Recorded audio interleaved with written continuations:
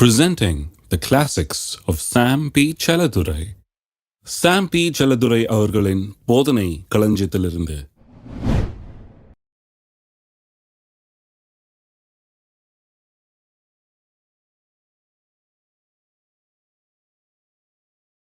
மாம்சத்தின்படி பிழைத்தார் சாவீர்கள், ஆவியினாலே சரீரத்தின் செய்களை அழித்தால் பிழைப்பீர்கள்.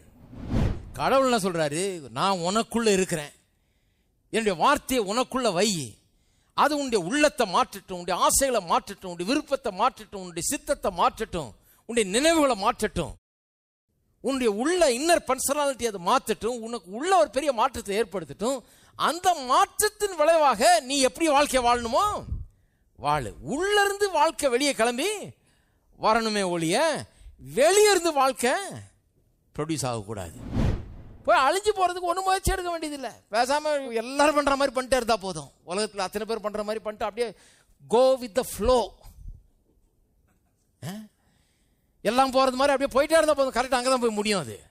ஆனால் வாழ்ந்திருக்க வேண்டும் என்றால், ஆசீர்வாதத்தில் வாழ வேண்டும் என்று சொன்னால், இந்த அழிவுக்கு தப்ப வேண்டும் என்று சொன்னால், இந்த உலகத்தில் இருக்கிறோம், உலகத்தில் இருக்கும் போதே இந்த உலகத்தில் அழிவுக்கு தப்பி இருக்கணும்னு சொன்னா கடவுளுடைய வாக்கு தத்தங்களை பிடிக்க வேண்டும், அதை பத்திரப்படுத்த வேண்டும், உள்ளத்தில் வைக்க வேண்டும். அப்ப நிச்சயமாக அது சாத்தியம். இப்ப இதுக்கு ஒரு பெரிய முயற்சி எடுக்கணும். திருப்பம் 1 கொரிந்தியர் 2ஆம் அதிகாரம். இதுக்கு என்ன முயற்சியில் இறங்கணும் பாருங்க. 2ஆம் அதிகாரம் 9ஆம் வசனம். எழுதி இருக்கிறபடி தேவன் தம்மில் அன்பு கூறுவர்களுக்கு ஆயத்தம் பண்ணவில்லை, கண் காணவும் இல்லை, காது கேட்கவும் இல்லை, அவைகள் மனுஷனுடைய இருதயத்தில் தோன்றவும் இல்லை. அதாவது தேவன் ஆயத்தம் பண்ணி வச்சிருக்கிறாராம். எத்தனை பேர் அதை நம்புறீங்க?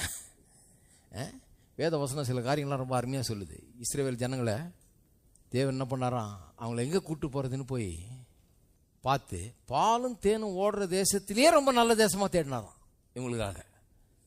வெறும் பாலும் தேனும் ஓடுற தேசமாக இருந்தால் பரவாயில்லைன்னு இல்லை, அதுலேயே பெஸ்ட்டாக வேணும். எத்தனை பேர் நினைக்கிறீங்க கர்த்தர் உங்களுக்காக இருக்கிறதுலே பெஸ்ட்டை தான் தேடி கண்டுபிடிச்சி உங்களுக்காக வச்சிருக்கிறாரு, ஆயத்தம் பண்ணி வைத்திருக்கிறார். கர்த்தர் உங்களுக்காக ஒரு நல்ல வாழ்க்கையை ஆயத்தம் பண்ணி வைத்திருக்கிறார். கர்த்தர் ஆயத்தம் பண்ணினவில்லை, கண் கண்டதும் இல்லை, காது கேட்டதும் இல்லை, எந்த மனுஷனுடைய இருதயத்துக்கு தோன்றினதும் இல்லை என்று எழுதியிருக்கிறது பாருங்க. நமக்கோ தோன்றதும் இல்லைன்னு ஒன்று ஐயோ நமக்கும் தெரியாதுன்னு இருக்கக்கூடாது. நமக்கோ அந்த காலத்தில் இப்படி தான் சொல்லிட்டாங்க, உனக்கு ஒன்றும் தெரியாது, உனக்கு கண்ணும் தெரியாது, காதும் கேட்காது, உனக்கு விளங்கும் செய்யாதாக்கும் அப்படின்னோடனே எனக்கு பைபிள் படிக்கவே சோம்பேறித்தனம் ஆயிடுச்சு. எனக்கு ஒன்றும் விளங்காதுன்றாங்களே, நமக்கெல்லாம் ஒன்றும் விளங்காது இது அப்படின்னு. அடுத்த வசனம் வாசித்தாலே சொல்லுது நமக்கோ, நம்ம கதை வேற. யாருக்கும் அது விளங்கலை, யாருக்கும் தெரியல, யாருக்கும் அது கேட்டதும் கிடையாது, தெரிஞ்சதும் கிடையாது, விளங்குனதும் கிடையாது. ஆனால் நமக்கோ, எல்லாம் சொல்லுங்க நமக்கோ, நம்ம ஒரு வித்தியாசமான ஜாதி, நம்ம ஒரு வித்தியாசமான ஒரு கூட்டம், நாம தேவனுடைய பிள்ளைகள். நமக்கோ தேவன் அவைகளை தமது ஆவியினாலே வெளிப்படுத்தினார். அந்த ஆவியானவர் எல்லாவற்றையும் தேவனுடைய ஆழங்களையும் ஆராய்ந்திருக்கிறார். மனுஷனில் உள்ள ஆவியை என்று மனுஷரில் எவன் மனுஷனுக்குரியவளை அறிவான், அப்படி போல தேவனுடைய ஆவியை என்று ஒருவனும் தேவனுக்குரியவளை அறிய மாட்டான். நாங்களோ உலகத்தின் ஆவியை பெறாமல், பாருங்க என்ன பெற்றிருக்கிறீங்க உள்ள, தேவனால் எங்களுக்கு அருளப்பட்டவைகளை அறியும்படிக்கு தேவனிடத்திலிருந்து புறப்படுகிற ஆவியை பெற்றோம். எதுக்கு அங்கிருந்து கிளம்பி வந்த ஆவியை நமக்குள்ள வச்சிருக்கிறாருன்னா, தேவனால் நமக்கு அருளப்பட்டிருக்கிறவர்களை நாம் அறிந்து கொள்ளும்படியாக. இங்கே யார்கிட்டையும் அதை கேட்டு தெரிஞ்சுக்க முடியாது, இங்கே எங்கேயும் கண்டுபிடிக்க முடியாது. அவர் தான், ஏன்னா அவர் அங்கிருந்து வரணும். ஏன்னா அங்கிருந்து அருளப்பட்டதையெல்லாம் அவர் தான் வந்து நமக்கு சொல்ல முடியும். தேவனுடைய காரியங்களை எந்த மனுஷனும் அறிந்ததே கிடையாது, அவர் தான் அதை வெளிப்படுத்தணும். அதற்காகவே ஆவியானவரை தேவன் என்ன பண்ணியிருக்கிறாரா நமக்குள்ள கொடுத்து வச்சிருக்கிறார். எப்படி பாருங்க, இதை கொடுத்தது மட்டும் இல்லாமல் இதை இன்டர்பிரேட் பண்ணி இதை நமக்கு விளக்கி சொல்றதுக்கு அங்கிருந்து ஆள் அனுப்பிச்சிருக்கிறார். ஒரிஜினலா இருக்கீங்களா? அவரை உள்ளே வச்சிருக்கிறார். ஏன்? நமக்கு கொடுக்கப்பட்டவைகள் அவ்வளவு முக்கியமானவைகள், அதை நாம் புரிஞ்சு கொள்ள வேண்டும் என்று தேவன் அவ்வளவு ஆர்வமாக இருக்கிறார். அதை நாம் புரிந்து கொள்ள வேண்டும் என்று அவர் அப்படி ஆர்வமாக இருக்கிறார். அப்போ பாருங்க, இதெல்லாம் புரிந்து கொள்ளும்போது தான் மேற்கொள்ளுகிற வாழ்க்கை உண்டாகிறது. சும்மா இல்லை, மேற்கொள்ளுகிற வாழ்க்கைன்னு சொன்னால் நடைமுறையில் அப்படிப்பட்ட ஒரு வாழ்க்கை உண்டாக வேண்டும் என்று சொன்னால் நாம் அதை புரிந்து கொள்ள வேண்டும். நம்முடைய மனது அதனால் புதுப்பிக்கப்பட வேண்டும். ரோமர் திருப்பம் 12ஆம் அதிகாரம் 2ஆம் வசனம். நீங்கள் இந்த பிரபஞ்சத்துக்கு ஒத்த வேஷம் தெரியாமல் தேவனுடைய நன்மையும் பிரியமும் பரிபூர்ணமான சித்தம் என்னது என்று பகுத்தறியத்தக்கதாக உங்கள் மனம், எல்லாரும் சொல்லுங்க பார்ப்போம், புதிதாகிறதுனாலே மறுரூபமாகுங்கள். மறுரூபமாகுங்கள். மறுரூபமாகுங்கள்ன்ற வார்த்தை வந்து டிரான்ஸ்ஃபர்மேஷன் என்கிற வார்த்தை அங்கே உபயோகப்படுத்தப்பட்டிருக்கிறது. எப்படி நம்ம மறுரூபமா, டிரான்ஸ்ஃபர்மேஷன்னா ஒரு கூட்டு புழு பட்டாம்பூச்சியாக மாறுது பாருங்க, அதுதான் டிரான்ஸ்ஃபர்மேஷன். கிரேக் வார்த்தை வந்து அங்கே அதாவது அந்த வார்த்தை தான் உபயோகப்படுத்தப்பட்டிருக்கு. மெட்டமார்பிசிஸ் என்கிற வார்த்தை உபயோகப்படுத்தியிருக்காங்க. அதை தான் டிரான்ஸ்ஃபர்மேஷன் நீங்கள் ஆங்கிலத்தில் மொழிபெயர்த்திருக்கிறாங்க. இந்த மெட்டமார்பிசிஸ் தான் நடக்குது. நம்ம எல்லாருக்குள்ளேயும் ஒரு மெட்டமார்பிசிஸ் நடக்குது. ஒரு கூட்டுப்புழு பட்டாம்பூச்சியாக மாறுது பாருங்க. அதுபோல நமக்குள்ள ஒரு பெரிய மாற்றம் ஏற்படுகிறது. எப்படி மாற்றம் ஏற்படுகிறது? மனம் புதிதாகிறதுனாலே நாம் மாற்றப்படுகிறோம். பாருங்க, மனம் ஏன் புதிதாகணும்? மனதில் ஒரு பிரச்சனை பாருங்க. ஆதாம் பாவம் செஞ்ச போது ஒரு பெரிய ஒரு பாதிப்பு ஏற்பட்டு விட்டது. ஆதாம் வந்து தேவனோட ஐக்கியத்தில் வாழ்ந்தான். அவன் உள்ளிருந்து வெளியே வாழ்ந்தான். அவனுக்கு வந்து வழி தெரியணும்னா ஆண்டவர் இருக்கிறார் வழி காட்டுறதுக்கு. என்ன செய்யணுன்றதை சொல்றதுக்கு யார் இருக்கா? ஆண்டவர் இருக்கிறார். ஆண்டவரோட ஐக்கியத்தில் இருக்கிறான், நெருக்கத்தில் இருக்கிறான். அப்படிதான் வாழ்ந்துகிட்டு இருந்தான் பாருங்க. பாவம் செய்த உடனே ஆண்டவர்கிட்ட துண்டிக்கப்பட்டான். துண்டிக்கப்பட்ட உடனே இந்த நெருக்கத்தை வச்சு ஆண்டவரை கேட்டு, ஆண்டவரை அறிஞ்சு, ஆண்டவருடைய சித்தத்தை தெரிஞ்சு அவனால் வாழ முடியல. இப்போ அவனுடைய மனதை சார்ந்தவனாக மாறிவிட்டான். கவனிக்கிறீங்களா? மனதை சார்ந்தவனாக இப்போ யோசிக்கிறான், எது பண்ணா பெஸ்ட்டு. இன்டலெக்சுவல் ஆயிட்டான். இப்போ என்ன சொல்றான்? எது நல்லது நமக்கு, எது கெட்டது, எப்படி பண்ணலாம் அப்படின்னு சொல்லி தன்னுடைய மனதை யூஸ் பண்ணி மனதை சார்ந்து வாழ ஆரம்பிக்கிறான். ஆண்டவரோட நெருக்கம் கிடையாது. ஆண்டவர்கிட்ட கேட்கவும் முடியாது. ஆண்டவருடைய சித்தத்தை அறிந்து கொள்ளவும் முடியாது. ஆண்டவருடைய நோக்கத்தை புரிந்து கொள்ளவும் முடியாது. முடியாம தன்னுடைய மனதை சார்ந்து தன்னுடைய விருப்பங்கள், இந்த சோல்ன்றதுல வந்து தன்னுடைய விருப்பங்கள், சித்தம் கொள்ளுகிற ஆற்றல், அறிவுத்திறன் இதெல்லாம் இருக்குது. இதை வச்சு தான் வாழ ஆரம்பிக்கிறான். தனக்கு என்ன பிடிக்குது, எது பிடிக்கல அதை தான் நாடுறான். எது பிடிக்கலையோ அதை விட்டுறான், எது பிடிக்குதோ அதை நாடுறான். இப்படி தன்னுடைய விருப்பங்கள், தன்னுடைய ஆசைகள், தன்னுடைய மனம் விரும்புகிறது, இப்படி போகிறான். இந்த டைரக்ஷனில் போகிறான் பாருங்க. அப்போ என்ன ஆகிறான்? ஒரு ஹையர் லைஃப், ஒரு உயர்ந்த வாழ்க்கையை வாழ்ந்து கொண்டிருந்தோம். இப்போ கொஞ்சம் லோவர் லைஃபுக்கு வந்துட்டான். என்ன மாதிரி லைஃபுக்கு வந்துட்டான்? கடவுளோடு நெருக்கமாக இருந்து கடவுளே கைப்பிடிச்சு நடத்துகிற அளவுக்கு அந்த மாதிரி இருந்தவன் வந்து இப்போ வந்து அந்த வாழ்க்கை கிடையாது. இப்போ இவன் சுய புத்தியை சார்ந்து, இவன் மனசை சார்ந்து, இவன் யோசித்து இவன் பண்ணணும். இப்போ கடவுளுடைய தயவு இவனுக்கு கிடையாது. கடவுள் இவனுக்கு வழிகாட்ட முடியாது. ஏன்னா கடவுள்கிட்ட இருந்து துண்டிக்கப்பட்டு விட்டான். ரட்சிக்கப்பட்ட பிறகு இப்போ நம்ம ரட்சிக்கப்படுறோம் இல்லையா? இந்த ரட்சிக்கப்படும் போது என்ன நடக்குது? துண்டிக்கப்பட்ட அந்த உறவு இப்பொழுது என்ன பண்ணுறது? ஜாயின் பண்ணப்படுகிறது. இப்போ கர்த்தரோடு நாம் என்ன பண்ணிட்டோம்? ஒன்றாகி விட்டோம். இப்போ இதுவரைக்கும் மனதை சார்ந்து வாழ்ந்து கொண்டிருந்தோம். ஆதாம் பிள்ளைகளா நம்மளும் அப்படிதான் இன்டலெக்சுவலாக தான் இருந்தோம். எதுவும் வேணா நம்ம போய் கடவுளை கேட்கறது கிடையாது. எதுவும் வேணா போய் எதை கேட்குறோம்?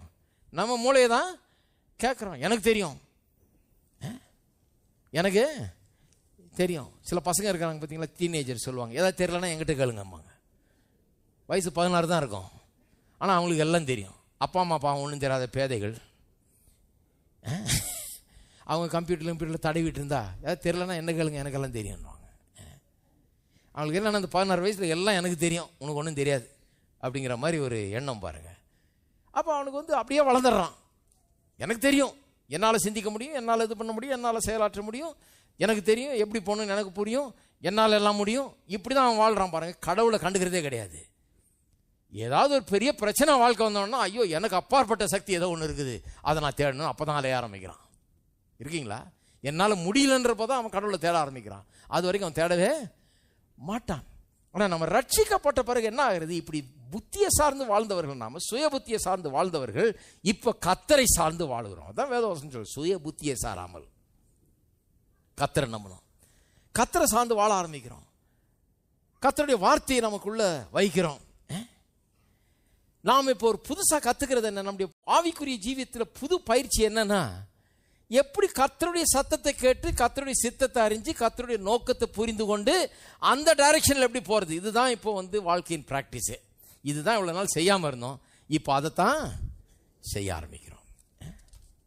அப்போ பாருங்க, அப்படி வாழும்போது கர்த்தரோடு நம்ம ஒத்துழைக்கும் போது ஒரு பெரிய மாற்றம் நமக்குள்ளே உண்டாகிறது. அந்த மாற்றம் உண்டாகும் போது ஜெயிக்காமல் இருக்க முடியாது, நிச்சயமாக வாழ்க்கையில் வெற்றி உண்டாகிறது. ஏன்னா இப்ப கர்த்தர் நடத்துறார். இப்ப கர்த்தர் நடத்துறாரு. இப்ப உங்க சொந்த புத்தியில இல்ல, உங்களுக்கு தெரிஞ்ச அறிவினால இல்ல. நிறைய நேரத்தில் நம்ம பிரச்சனைகள்லாம் நம்ம அறிவினால வாழ்ந்ததுனால வந்ததுதான். அறிவை நான் குறை சொல்லலை, அறிவை உபயோகப்படுத்த வேண்டிய விதத்தில் உபயோகப்படுத்தணும். பரீட்சை எழுதுறதுக்கு போய் மேத்தமேட்டிக்ஸ் அது இது படிக்கிறதுக்கு பரவாயில்ல. வாழ்க்கையின் காரியங்கள்னு வரும்போது வெறும் இந்த அறிவு பத்தாதுங்க. உங்கள் சயின்ஸ் அறிவும் பத்தாது, உங்கள் மேத்ஸ் அறிவும் பத்தாது. எந்த அறிவு வேணும்? கடவுளை அறிகிற அறிவு வேண்டும். அதனால தான் பாருங்கள், நிறைய பேருக்கு மேத்ஸ் வரும், சயின்ஸ் வரும், ஆனால் வாழ்க்கை வராது. கணக்கில் 100 வாங்கினா கடைசியில் வாழ்க்கையில் 0 வாங்கியிருக்கானும்பாங்க. அது அப்படிதான். அது கணக்கில் 100 வாங்கி என்ன பிரயோஜனம்? வாழ்க்கை வேற. வாழ்க்கையில் கடவுள் இருக்கணும், கடவுளுடைய தயவு இருக்கணும், கடவுளுடைய வழி நடத்துதல் இருக்கணும், கடவுளுடைய பாதையை நான் தெரிந்து கொள்ள வேணும், கடவுளுடைய சத்தத்தை நான் கேட்க வேணும், அவருடைய சித்தத்தை நான் அறிந்து கொள்ள வேணும், அவருடைய நோக்கம் என்னுடைய நோக்கமா மாற வேணும். எனக்குள்ள ஒரு மெட்டமார்பிசிஸ், எனக்குள்ள ஒரு பெரிய மாற்றம் உண்டாக வேண்டும். நான் மாற வேண்டும் உள்ள. இதே வார்த்தை டிரான்ஸ்ஃபர்மேஷன்ற வார்த்தை புதிய ஏற்பாட்டில் 3 இடங்கள் உபயோகப்பட்டிருக்கு. 1 ரோமர் 12:2 இல்லையா? இன்னொரு இடம் இயேசு மறுரூபமலையிலே சீஷர்களுக்கு முன்னால் மறுரூபமானார். மறுரூபமானார்னா என்ன? அவர் தேவகுமாரன். ஆனால் தேவகுமாரன்றத இந்த மாம்ச சரீரம் ஒழித்து வைத்திருந்தது. அவருடைய மகிமை வெளிப்படுத்தப்படாதபடிக்கு ஒரு போர்வை மாதிரி இந்த சரீரம் அதை மூடிக்கொண்டிருந்தது. அவர் யாருன்னு வெளிப்படலை. ஆனால் மறுரூபமலைக்கு போனப்போ இதை கொஞ்சம் லேசாக திறந்து விட்டு அந்த ஒளி வீச செய்கிறார். இவர் யார், உள்ள யார் என்னவா இருக்கிறார்ன்றது வெளியே பார்க்கும்படியாக செய்கிறார்.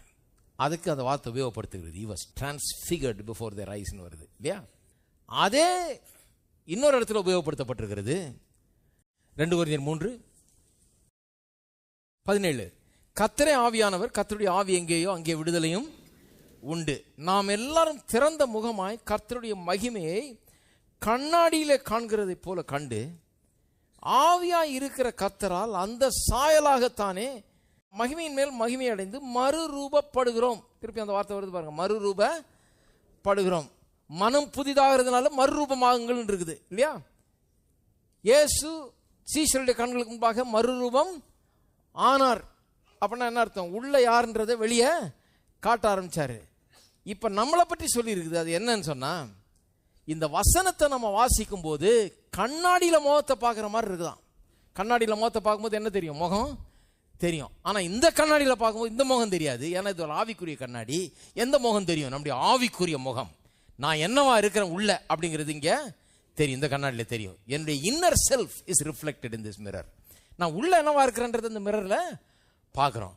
இதை பார்த்து கொண்டே இருக்கும்போது அதான் இங்கே சொல்லியிருக்கு பாருங்க, கண்டு ஆவியாயிருக்கிற கர்த்தர்னால இதை நான் பார்க்க பார்க்க பார்க்க இது மேல் நோக்க நோக்க நோக்க ஆவியாயிருக்கிற கர்த்தர், எனக்குள்ள இருக்கிற ஆவியாயிருக்கிற கர்த்தர், அவராலே அந்த சாயலாக தானே. எந்த சாயலாக? நான் எந்த சாயலை பார்க்கிறேனோ அதே சாயலாக மகிமையின் மேல் மகிமை அடைந்து மறுரூபமாகிறேன். அப்பனா என்ன அர்த்தம்?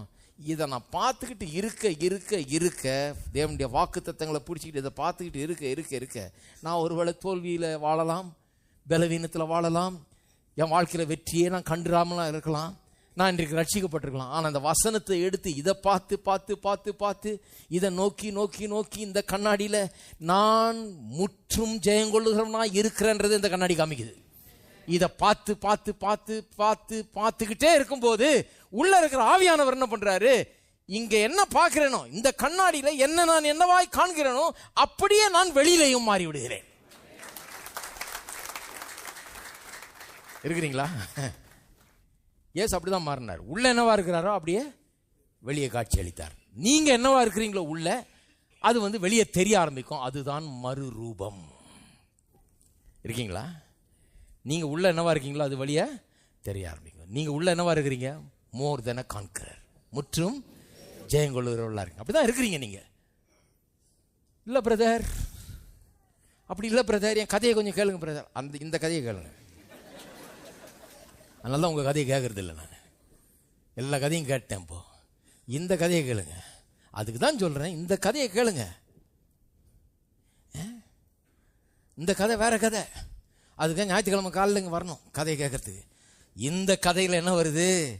இதுல நான் யார் என்பதை பார்க்க ஆரம்பிக்கிறேன். யாருமே உலகத்தில் சொல்லாத இங்க சொல்லிட்டு இருக்கிறோம். என்ன சொல்லிட்டு இருக்கிறோம்? நாம் முற்றும் ஜெயங்கொள்ளுகிறவர்கள். மோர் தென் a conqueror. இந்த வாரம் பார்க்குறேன், திங்கள்லேருந்து சனிக்கிழமை வரைக்கும் பார்க்குறேன், திருப்பி ஞாயிற்றுக்கிழமை வந்து இதை கொஞ்சம் நாளமாக பார்த்து, இன்னும் திருப்பி திங்கள்லேருந்து சனிக்கிழமை திருப்பி அதே பார்த்து, நான் முற்றும் ஜெயங்கொள்ளுகிறேன், முற்றும் ஜெயங்கொள்கிறேன். வீட்டிலலாம் சொல்கிறேன், நீ எது எடுத்தாலும் விளங்க மாட்டேங்குது.